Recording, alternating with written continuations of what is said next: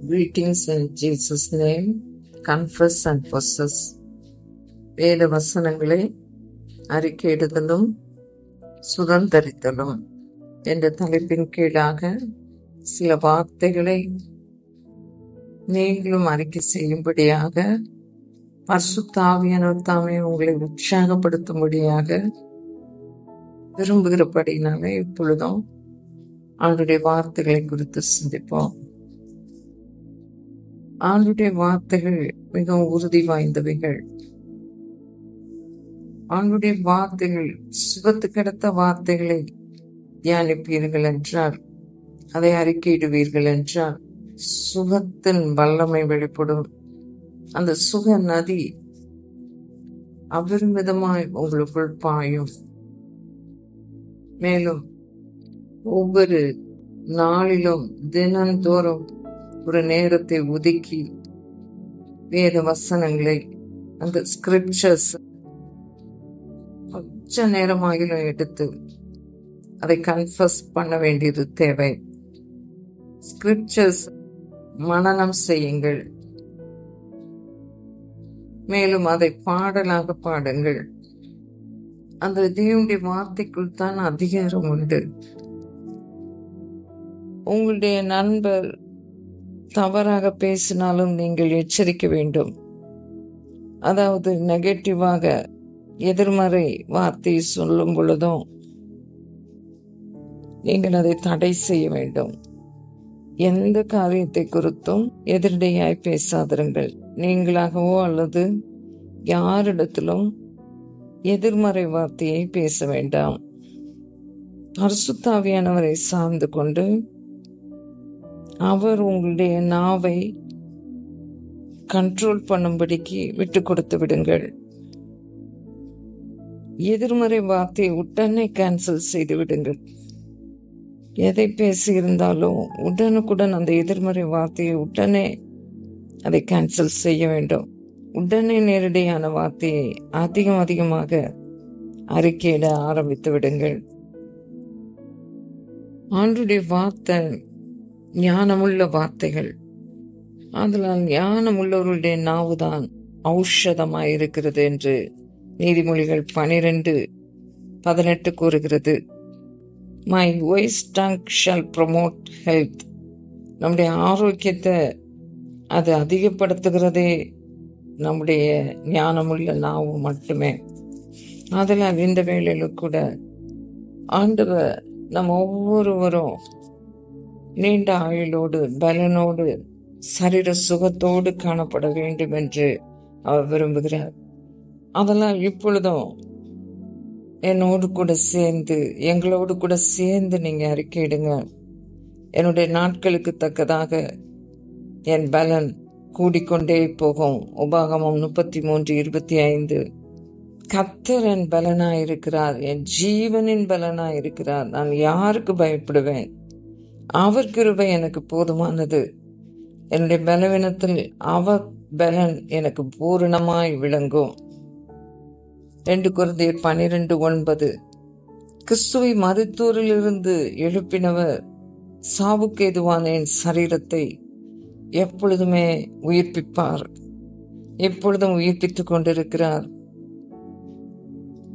நான் அவருடைய சமூகத்துல காத்திருக்கும் பொழுது அவர் என் பலனை புதுப்பிக்கிறார், புது பலனை தருகிறார். அவர் நீண்ட ஆயுளால் என்னை திருப்தியாக்குகிறார். சங்கீதம் 91:6. அவர் என் கால்களை மான்களின் கால்களை போலாக்கி உயர்ஸ்தலங்களில் என்னை நிறுத்துகிறார். சங்கீதம் 18:33. அவர் தன்னுடைய நீதியின் வலது கரத்தினால் என்னை தாங்குகிறார். ஏசாயா 41:10. என்னுடைய பலன், அவர் என்னுடைய ஆரோக்கியத்தை அவர் புதுப்பித்து தருகிறார். மேலும் ஹீலிங்கை குறித்து, ஆரோக்கியத்தை குறித்து நாம் சிந்திப்போம் என்றால், முதலாவதாக யெகோவா ரஃபா என்னுடைய குடும்ப வைத்தியர் என்று அறிக்கையிடுங்கள். அவர் எல்லா நோய்க்கும், வியாதிகளுக்கும், எல்லா கிருமிகளுக்கும் அவர் குடும்ப வைத்தியராய் இருந்து உங்கள் வாழ்க்கையில அவைகள் ஒன்றும் எந்த நோயோ உங்கள் வாழ்வில் இருக்காது என்று சொல்லுகிறார். ஏனென்றால் அவர்தான் குடும்ப வைத்தியர். உங்கள் ஒவ்வொருவருக்கும், நம் குடும்பத்தில் உள்ள ஒவ்வொருவருக்கும் அவரே யெகோவா ரஃபாவா இருக்கிறார். யாத்ராமம் 15:26. இரண்டாவதாக, அவர் என்னுடைய அப்பத்தையும் என்னுடைய பானத்தையும் ஆசீர்வதிக்கிறார். வியாதி என்னை விட்டு விலக்குகிறார். யாத்ராகமம் 23:25-26. மேலும் அவர் என்னை நீடித்த ஆயுளால், நீடித்த நாட்களால் திருப்தியாக்குகிறார். சங்கீதம் 91:15-16. என்னுடைய குடும்பத்திலோ என்னுடைய கோத்திரத்திலோ பலவீனப்பட்டு ஒருவரும் இருப்பது இல்லை. நான் சாவாமல் பிழைத்திருந்து கர்த்தருடைய செய்கைகளை விவரிப்பேன். சங்கீதம் 118:17. என்னுடைய நித்திரை இன்பமாயிருக்கும். நான் சமாதானமாய் படுத்துக்கொண்டு நித்திரை செய்வேன். கர்த்தர் ஒருவர் என்னை சுகமாய் தங்க பண்ணுகிறார். நீதிமொழிகள் 3:24. நீதிமொழிகள் 14:24. நான் இனிமையான வார்த்தைகளையே பேசுவேன். அதுதான் என்னுடைய ஆத்துமாவுக்கு இனிமையாயிருக்கிறது. அதுதான் என்னுடைய எலும்புகளுக்கெல்லாம் ஒரு ஔஷதமாயிருக்கிறது, ஒரு மெடிசனாயிருக்கிறது. என்னுடைய சந்தோஷமான இருதயம் ஒரு குட் மெடிசனா இருக்கிறது. என்னுடைய ஆவியில நான் சந்தோஷமா இருப்பேன் என்றால் அது என்னுடைய எலும்புகளை செழிக்க பண்ணுகிறது, பலப்படுத்துகிறது. நான் அதனால் பலனாய் இருப்பேன், ஹெல்த்தியாக இருப்பேன். கர்த்தரின் நாமம் எனக்கு பலத்த துருகம். நான் அதற்குள் ஓடி சுகமாயிருப்பேன். நீதிமொழிகள் 16:10. நான் அவருடைய சமூகத்துல ஒவ்வொரு நாளும் அவருடைய பிரசன்னத்துல அமர்ந்து நான் சோர்ந்து போகாமல் என்னுடைய பலனையும் வல்லமையும் புதுப்பித்து கொண்டே இருப்பேன், அதிகரிக்க பண்ணுவேன். நீதியின் சூரியன் என்மேல் உதிக்கும்.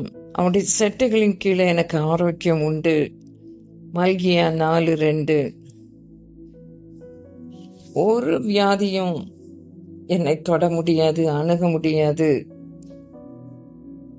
அவன் என்னுடைய இருதயத்தின் விருப்பங்களை எல்லாம் அவர் நிறைவேற்றுவார். அவருடைய தழும்புகளினாலே நான் குணமாகிறேன். 1 பேதுரு 2:24. விசுவாசமுள்ள என் ஜெபம், வார்த்தைகளை அறிக்கையிடுகிற என்னுடைய விசுவாச ஜெபம் எந்த பிணிகளையும் நீக்கி போடும். நான் பிறருக்காக ஜெபிக்கும் பொழுதும் விசுவாசமுள்ள ஜெபம் பிணியாளிகளை காப்பாற்றும், ரட்சிக்கும். என் ஆத்துமா வாழுகிறது போல நான் எல்லாவற்றிலும் வாழ்ந்து ஆரோக்கியமாயிருப்பேன், சுகமாயிருப்பேன். 3 யோவான் 2.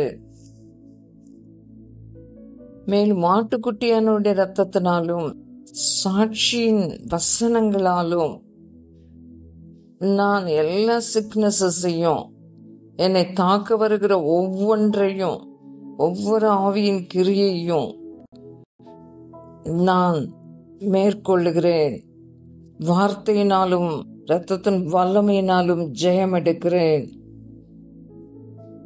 பரிசுத்த ஆவியானவர் தினந்தோறும் என்னை, என்னுடைய சாவுக்கு இதுவான என் சரீரத்தை உயிர்ப்பிக்கிறார். ஆமென்.